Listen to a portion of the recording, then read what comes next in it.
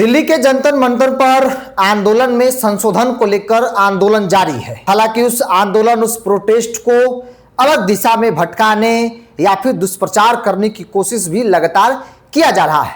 उस आंदोलन को लेकर लगातार यह कहा जा रहा है कि यह आंदोलन आरक्षण को खत्म करने के लिए है, बल्कि ऐसा नहीं है।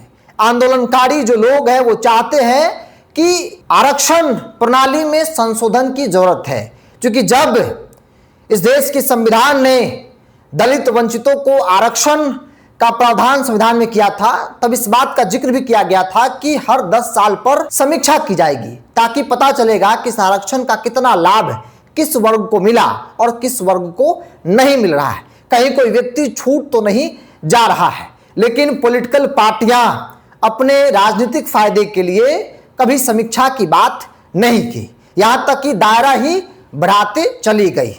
नतीजा यह है कि 800 में से 4 नंबर लाने वाला व्यक्ति डॉक्टर बन जा रहा है। जरा सोचिए, एक व्यक्ति जनरल कैटेगरी का जो 800 में से 500 नंबर लाकर डॉक्टर बन रहा है, वही जो रिजर्व सीट से वो 800 में से 4 नंबर लाकर डॉक्टर बन जा रहा है, वो कैसा डॉक्टर होगा?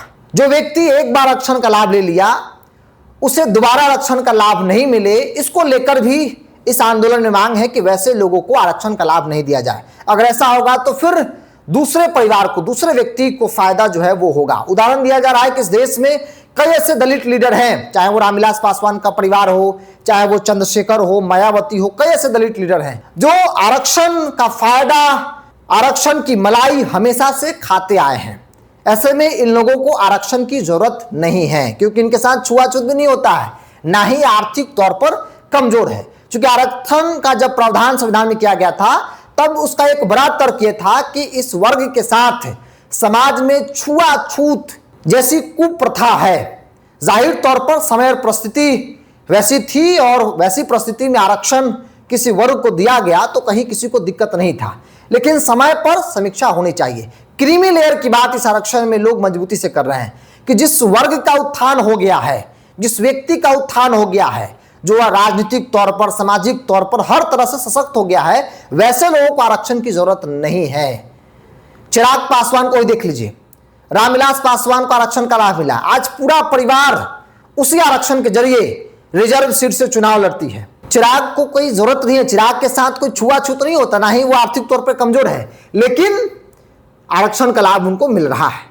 दलित में कई ऐसी जातियां हैं, दलित महादलित में, जो जिनकी भागीदारी नौकरी में नहीं है, ना तो राजनीतिक तौर पर उनकी भागीदारी है, क्योंकि कुछ जात के लोग राजनीतिक तौर पर हर तरीके से आरक्षण का मलाई खाते रहे, उनको दूसरे लोगों को मौका मिला ही नहीं। ये तमाम मुद्दे हैं जिसको लेकर दिल्ली के जंतर मंतर पर तमाम जो लोग हैं, देश भर से लोग वो वहां पर बैठे हैं और मांग है कि समीक्षा होनी चाहिए।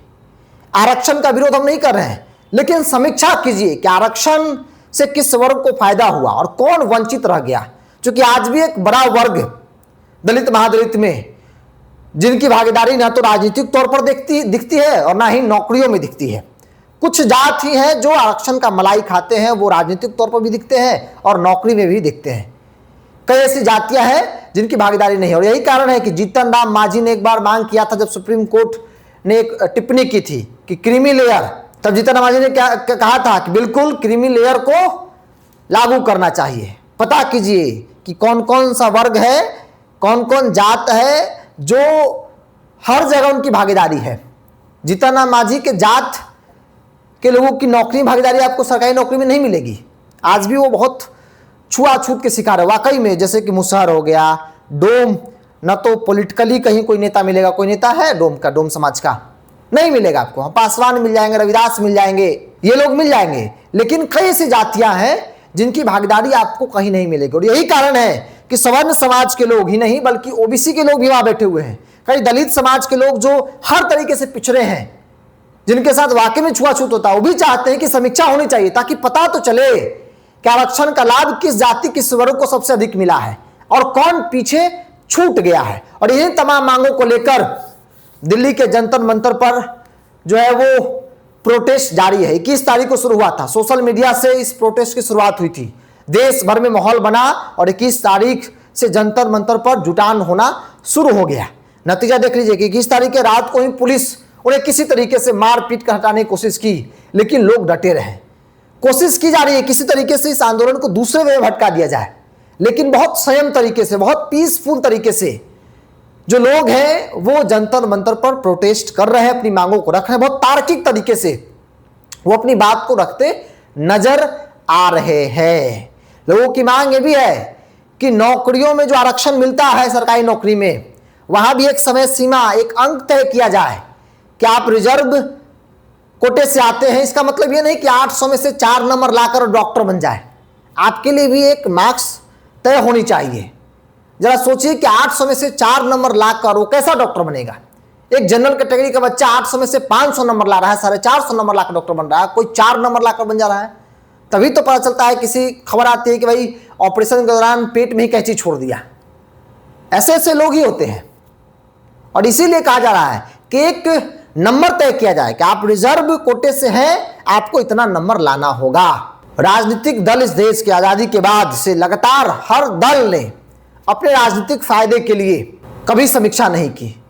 हालांकि आज के लोग, युवा पीढ़ी चाह रहे हैं कि समीक्षा होनी चाहिए। जब अम्बेडकर के सपनों की बात करते हैं तो अम्बेडकर साहब ने कभी कहा था, उस वक्त जब आरक्षण की बात हो रही थी, कि समीक्षा होनी चाहिए हर 10 वर्ष पर, लेकिन कभी समीक्षा नहीं हुआ। बहरहाल आप क्या मानते हैं इस आरक्षण के आंदोलन को लेकर? आप अपनी राय को कमेंट बॉक्स में रखिए। इस पूरी रिपोर्ट में इतना ही। बहुत बहुत धन्यवाद।